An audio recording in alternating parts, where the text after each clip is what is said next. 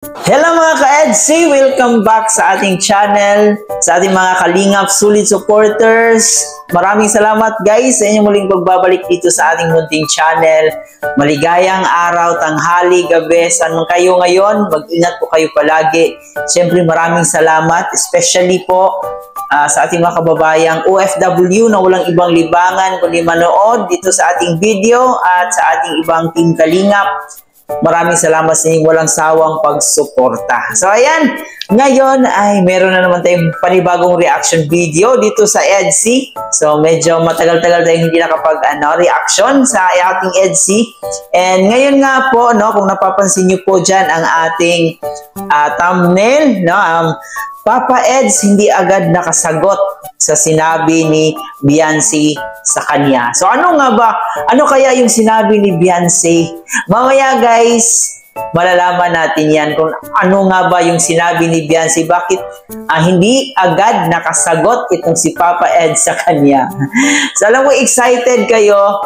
Tapusin itong video na to para malaman niyo po kung ano nga ba yung tinutukoy ko. Bago tayo magpatuloy, baka bago pa lang kayo dito sa ating YouTube channel, especially sa ating mga ka-EDC, huwag kalimutan mag-subscribe and pakisama na rin po ang notification bell para laging updated sa ating mga reaction video.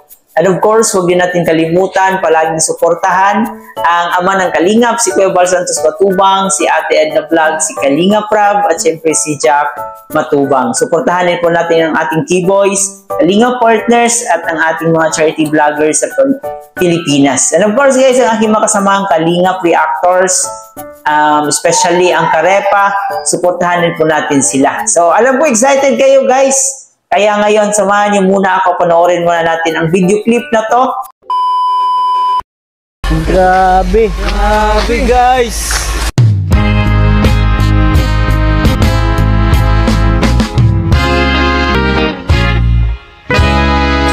Hindi ako makapaniwala mga kalingap na nakapagpatayo po tayo ng ganyan para sa beneficiary. Grabe guys! Parang bahay ko na yan Dream house na yan bro! Grabe ka Beyonce, sakalam ka Beyonce. May Edo ka na, may malaking bahay ka pa. Grabe, thank you kay Lord. Thank you kay Lord. Sobra. Kasi yung imposible ay nagawa niyang posible. Kung ako lang, di ko po kaya magpagawa ng ganyan. Salamat din po sa mga sponsors. Thank you so much. Yan. Sa team, sa K-Boys, syempre kay Kuya Bal. Thank you. Kay Ate Edna Vlog. Siyempre salamat din sa mga karpentero natin. Yan, nag-aano na. Finishing na sila mga kalingap. High ceiling bro. High ceiling pa nga. Tapos dito yung kwarto. Ayan, ano na pala. Talagang ano na, halos malapit na rin. Finish nila mga kalingap. Finishing. And ito, may outlet dito. Yan, ang daming outlet. Yan. Importante kasi yan. Dami Dami. Tapos dito, okay na rin. Ang lawak po ng ano nila, ng kusina, kitchen. Dito siguro yung table nila. Ganda, lawak. Tapos CR. Yan, ayos. Saktong-sakto, hindi sayang yung space. Pakita mo bro. Hindi sayang yung space. Talagang na-maximize nila yung space. Ano kuya? Ganda. Grabe. Grabe guys. Malapit na rin ito. So, isang kwarto dito guys. Lupit. Ganda bro. Wow. Dito may tambayan. Ito dapat ang kwarto ni Beyonce. Ang ganda dito. Tahimik. Dalawang bintana. Ang laki ng bintana. Ang bihira yan. Sobrang standard. Tapos, CR. Ayan. Hindi ko alam kung itong CR na to ay para kay Beyonce lang. Ano ba to? Para sa dalawa? Para dito ang pinto niya. Common nila yan. Common Common siya. Ayan. Kasi ang request ng una, sa loob dapat talaga to ng Hindi naman pwedeng dalawang pinto niya. May tao sa loob, tapos biglang mabukas dito. Tapos dito, laki. Ito yung kay Beyonce pala at malaki. Para dito. Dito si Beyonce sisilip habang hinaharana ni Edo dito. Dito si Beyonce sisilip. Tapos si Eds nandyan, nagigitara. Wala kayong nalayos lang. Kahit wala. Kahit ako lang. Kahit ikaw lang. Ay, joke lang. Joke lang. Puro ka joke. Patuhanin mo naman.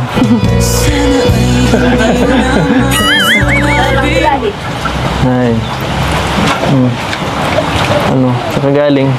Sa school po. School. Sayang. Galing din kami dun. Siya nga pala. Wala kahapon.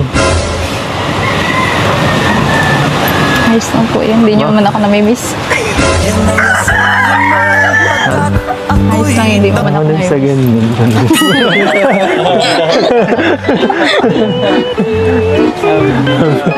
Ano?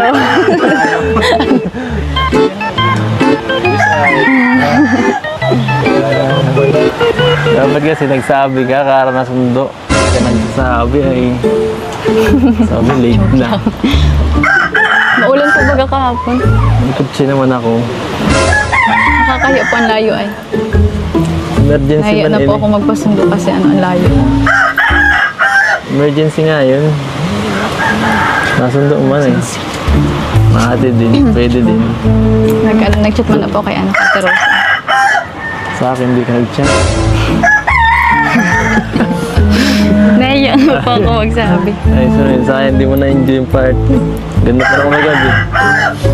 Ganda, saya kagabi. Masaya sila. Masaya. Masaya nga po. Kita ko po yun. Sus. Di pa ka na-upload, nakita mo. Si Ate Grace po. Ah. Ay. Siya nga pala, malapit na rin ang anniversary. Ay. Grabe. Ay, grabe.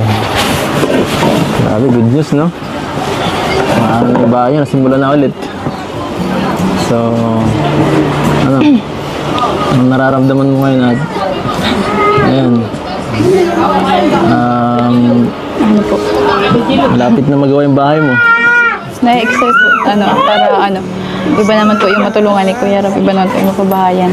Hindi na po yung... Bakit parang ayaw Para na kayo matapos gawin yung bahay mo? Para po ano, gusto ko po matapos na agad yun. Para sa iba naman po. Iba naman po yung... Nahiya ka na ano, gano'n. Opo. Nahiya ka na.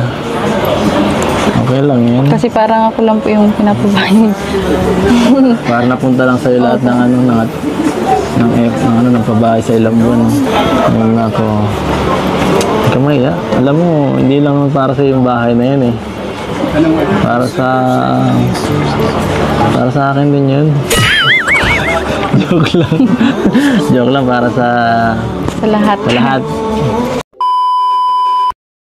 So yun na nga guys, no, grabe, napakalaki ng bahay ni Beyonce. Ito yung pinakamalaking pabahay ni Kalingap Rob sa kanyang beneficiary, no. So kung di dahil rin sa mga sponsors, kung hindi rin dahil sa inyong walang sawang pagsuporta dito sa EDC serye, nako, talagang hindi mangyayari at hindi magkatotoo yung mga pinapangarap ni Beyonce. Dati sinabi lang niya na gusto lang niyang makalipat dun sa kanilang tinitirhan, gusto lang niya ng simpleng bahay.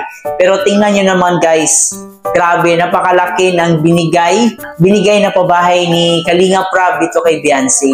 Kaya grabe ang pasasalamat ni Beyonce and nahihiya na nga raw po siya kasi parang napunta na lahat ng budget doon sa kaniyang bahay. Nahihiya na siya kasi parang ang tagal na natapos ng kaniyang pabahay. And syempre, talagang pinaghandaan rin po ni Kalingap Rob ito at sa kanyang mga sponsors na ganito kabongga, ganito kalaki yung pabahay nila para kay Beyonce. And we all know na deserve naman po ito ni Beyonce. No, lahat-lahat ng mga blessings, especially dito sa pabahay niya, sobrang napaka-deserve po lahat para kay Beyonce yon. And grabe, napakalaki ng kwarto ni Beyonce. And tapos may terrace pa. No, grabe, napaka-bongga talaga. Hindi kahit siguro na abroad, no, kahit nagtatrabaho sa abroad, mahirap magpagawa ng ganitong klaseng bahay, no? Kasi sobrang laki at sabi nga ni Kalinga Prab, parang katulad na yung bahay ni Biancy sa kanyang bahay, no? So ganun kalaki yung nagiging budget dito sa pabahay ni Biancy. And yun, tulad ng sinabi ko, deserve naman po lahat ni Biancy yun. And excited din po ang lahat sa magiging house blessing sa bahay ni Biancy. And of course, ang nalalapit na anniversary ng EDC. So yan po'y kaabang-abang kung ano kaya yung mangyayari. So excited po ang lahat, especially sa mga EDC solid supporters. And balita-balita is pupunta daw po ang ating EDC sa Singapore. So yan ay kaabang-abang guys kung matutuloy kaya or ano pa kaya ang pwedeng mangyari. So aabangan na lang po natin yan sa YouTube channel ni Kalinga Prab. Ang importante, malapit nang matapos yung bahay ni Biancy and para makaano na sila, makalipat na sila sa kanilang bahay. So we hope and pray na maging success at tuloy-tuloy lang po yung pagpapagawa ni Kalinga Prab doon sa bahay ni Biancy.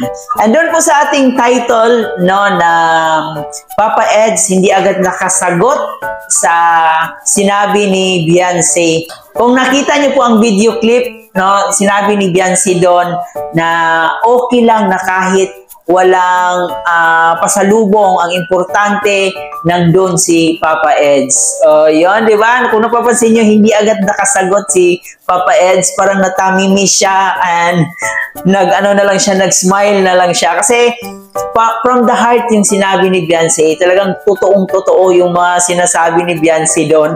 Talagang patama yung mga binitawang salita ni Biancy para kay Papa Eds. So talagang hindi nakapag-react agad si Papa Eds. Parang natulala muna siya. Tapos sabay smile.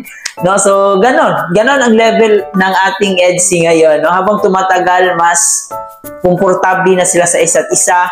Nandun pa rin yung respeto nila sa isa't isa, no? So yun, tulad ng sinabi natin, excited po ang lahat sa magiging anniversary ng EDC. So aabangan po natin yan guys, kung ano kaya ang engranding mangyayari dito sa EDC. Bago ko tapusin, baka hindi pa kayo nakapag-like and share, huwag kalimutan. And of course, mag-subscribe na rin po kayo. At higit sa lahat, huwag natin kalimutan, suportahan palagi ang mga programa ni Kalinga Prab, ni Kuya Bal, at lahat ng K-Boys. Tulungan po natin sila guys sa kanilang advokasya sa pamamagitan ng ating pag-views, pag-share, at hindi pag-skip ng ads sa kanilang mga video. Malaking tulong na po yun. So hanggang dito na lang muna guys ang ating reaction video sa araw na to. Ito nga po pala si Chloe TV. Marami pong salamat.